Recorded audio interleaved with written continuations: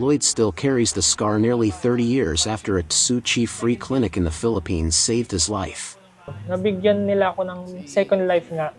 Natulungan po nila yung family ko. Ako, lalo na po personally, na mapagamot yung sakit ko na heart-sprung disease na. Ito na po ako ngayon, healthy. At just 1 year old, Lloyd was diagnosed with congenital megacolon, a life-threatening condition if left untreated. But surgery was impossible, as his father couldn't afford it and local resources were limited. Mahirap po. Talaga napakahirap nung gano'n na may anak na may sakit. Kaya habang nagjo-duty, yun, iniisip ko sila, gano'n.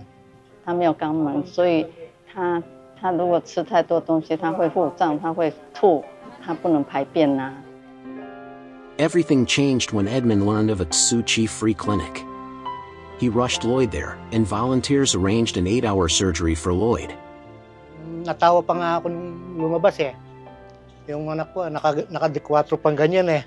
Nakaganyan pa siya eh. Parang walang nangyari ka ako. Malakas ka ako, malakas yung baby. 他是大学没读完，大二就辍学了，因为他要供3个弟妹读书，兄妹功课成绩都很好。 Thanks to the surgery, Lloyd now enjoys sports and shows talent in the arts.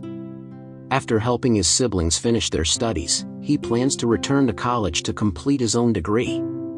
The ITV reports.